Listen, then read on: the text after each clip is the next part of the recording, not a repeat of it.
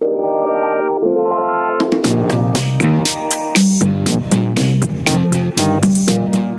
I am with Mrs. MacPeek. We're taking a little walkie-talkie around the school. And, you know, this has been a really big year for you, Mrs. MacPeek, and I bet a lot of the kids don't know about the big honor that's been bestowed upon you. So tell us, what happened? Well, my boys from varsity track placed first in their division. My girls placed third, and as a result of their accomplishments, I was nominated as Coach of the Year for our division. Coach of the Year for the division. Coach of the Year, yes. That's amazing. Yeah. This is obviously the first time that you've been nominated, awarded Coach of the Year. This is actually the second time. What? However, the first time I was an assistant. Okay. And it meant something, but I think it means more now as being the head coach. I was really proud of the team. We all came together. How long have you been coaching? I've been coaching 5 years. 5 years? Yes. So you get a frame of reference here. How long have you actually been teaching at Sweet Home?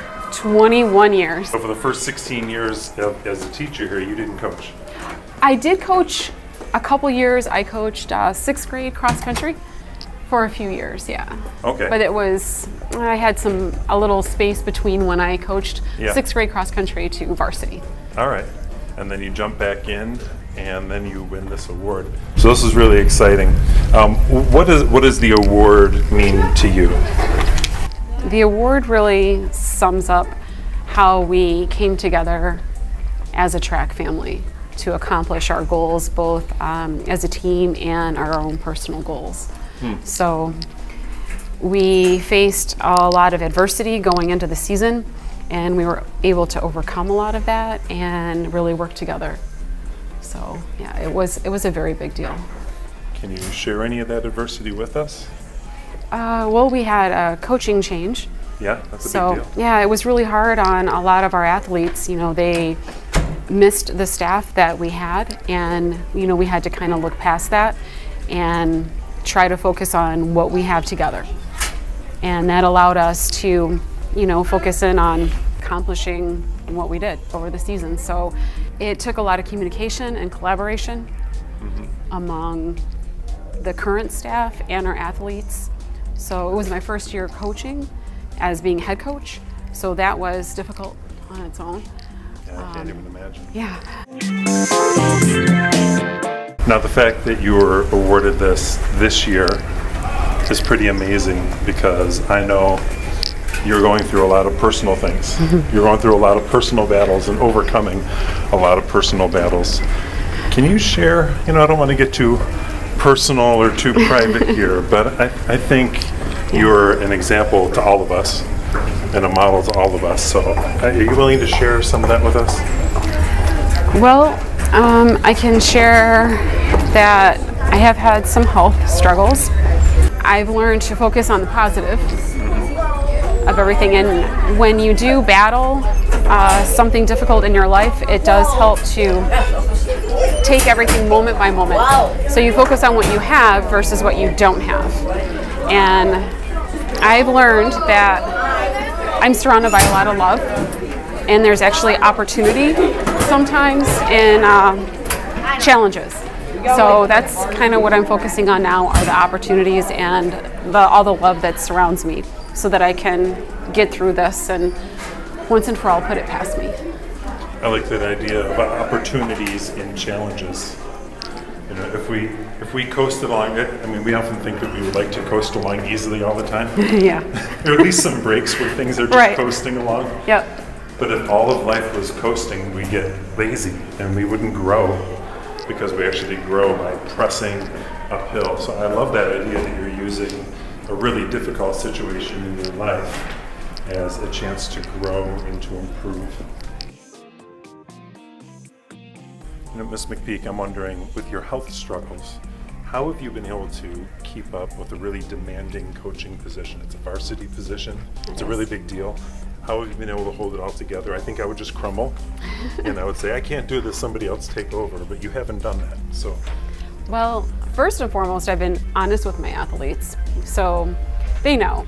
I have been able to make it to most practices and most meets, but what helps a lot is when I'm at practice, I tend to forget about myself and I focus in on my athletes in front of me. And they help. I draw a lot of energy from them, so they just light my life up. I love being there, and I just forget the little things that I'm going through, and I focus in on them. So even when I'm feeling really bad and really tired, once I'm there, it's all better. Yeah. So, yeah. I love that idea. I know that when things are going difficult in our lives, one of the ways that we can overcome that is by helping other people who are in a worse situation or going through difficulties. And I know a lot of times when we take our eyes off of ourselves and our own problems, that actually helps us to deal with our own problems. It does. Like that's a life lesson that can be beneficial to us for our whole lives. I think that's great. Have you always been a runner? Have you always been into track and running? Like I run as little as possible. I'm not built for speed, or distance for that matter. So how did you get into this? So I was pretty athletic in school.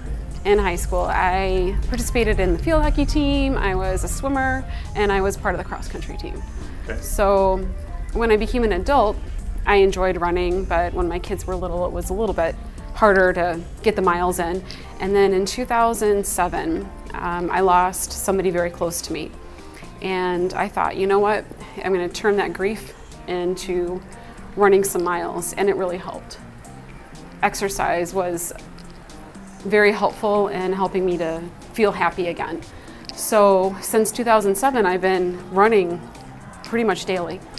Yeah, 12 And years. yeah, I love it. I absolutely love it. And I enjoy coaching. The opportunity presented itself, and I thought it would be a good way to share my experience with my students and another way to connect with them outside of school.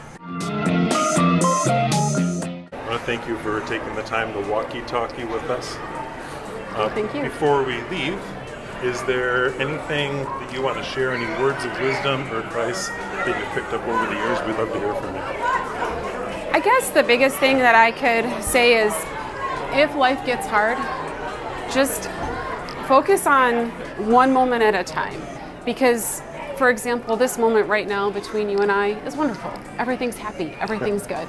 Thanks. I'm not worried about what's going to happen in 15 minutes or 2 days from now, but if we can break it down to the moment, then it makes things a lot easier to deal with. So I guess that's the biggest thing. And be open to help from others. You might be surprised to find how much love really surrounds you when you're open to it. And there's somebody I love. Mr. Wilmore.